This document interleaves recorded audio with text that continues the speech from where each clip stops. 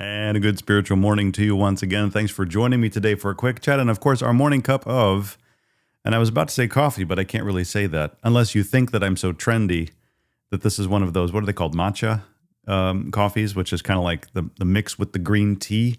So you like take green tea and you put it in with, and you put, it's like a green latte. You mix it in with the coffee and some milk. You should know by now that I am not trendy. No, this is a smoothie. And so it's funny because I've been drinking less and less coffee, and I know, shocker.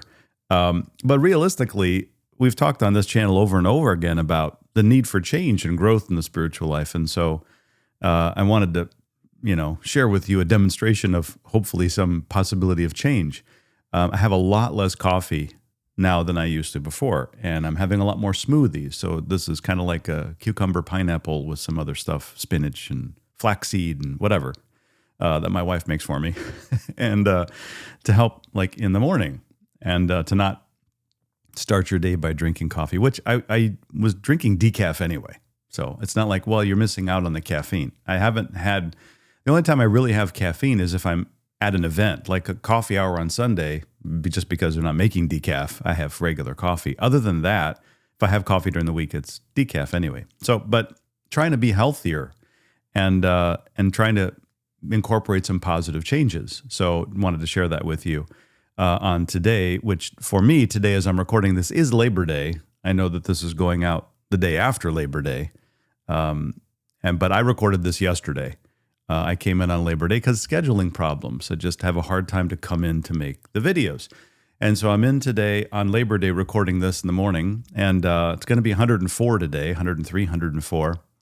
I wanted to talk about that because, of course, last night our air conditioning breaks. So Sunday night, our air conditioning, we're like, why is it getting a little bit hot in the house? It seems like it's in the 80s, well into the 80s. And we realize, oh, the air conditioning's not working. And it was 104 today. It's going to be 103, 104 tomorrow. And this is, of course, Sunday now to Monday, yesterday. And so I wanted to talk about the things we take for granted because I think air conditioning, when it's 103, is definitely something that you can take for granted. And I didn't grow up with air conditioning. I grew up in Los Angeles. But instead of my wife, she didn't grow up with air conditioning in Chicago.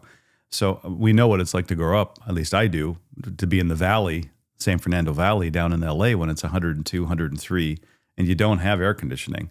But you just learn to live with it. Like you don't take that for granted. Nowadays, if it's below, 72, or, that's how we live our life. But once it gets to like 80, 85, 90, like, oh my gosh, it's the end of the world. How are we ever going to live? And so taking things for granted that have become part of our day-to-day life is what I wanted to talk about. Because in the spiritual life, we do that all the time. We do that with the church. We do it all the time. Firstly, in a big scale. Well, the church is always going to be there, right? We take that for granted.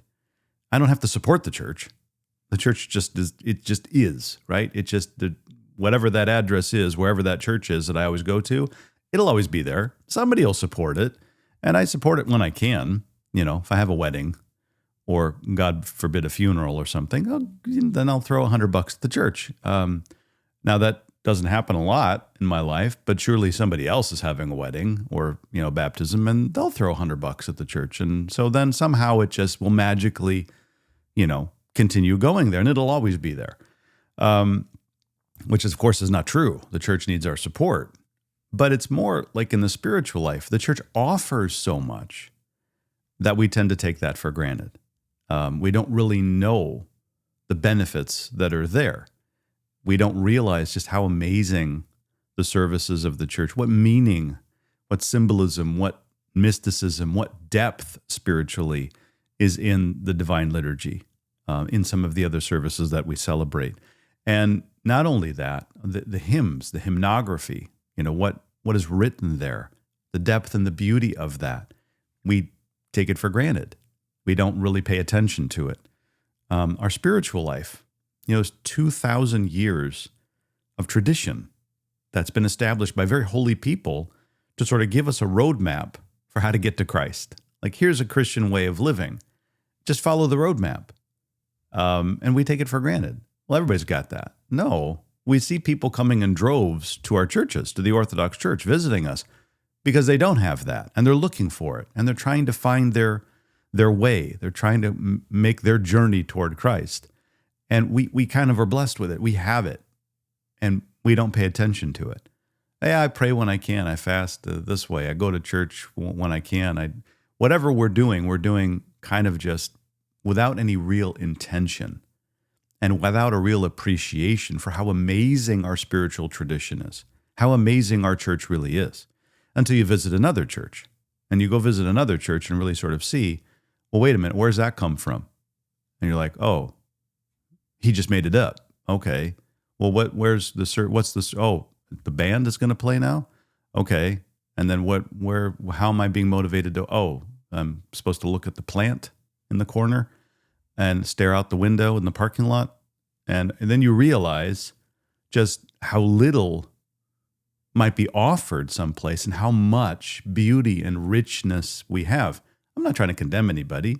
Everyone has their own spiritual tradition. We're just blessed. We're very blessed in the Orthodox Church with an amazing spiritual tradition. And far too often we don't pay attention to it. We don't take advantage of it. And so we should kind of be aware of that. You don't really appreciate it until you can't have it. Kind of COVID should have made us see that. How important is the church? Well, until I'm not allowed to go there, then I can appreciate it. It's like, how important is your air conditioning when it's 103? Well, it's pretty important if it doesn't work. If I can't use it, then all of a sudden I pay attention to it. And I think we're kind of losing that already from COVID from 5 years ago. We're already back into a routine of, well, the church is always there. So whenever I want to go, I can go, it'll be there. I can listen to the hymns or not. I can pray or not. I can fast or not. I can read my Bible or not. I mean, there's all the ministries, all the programs, everything that the church is offering. It's okay. If I have the time. And so I guess the point I'm trying to make is make the time. As we're beginning a new ecclesiastical year, a new church year on September 1st, which was yesterday, the day that I'm recording this. Happy New Year. That we take the time to sort of reinvest ourselves to take advantage of what the church is offering. Come to church, pray the services, participate in the services, take advantage of what's being given. Come to ministries, come to programs, get involved, take advantage of what's there. It's there to help you find your way to Christ and to grow in a life in Christ each and every day. Amen.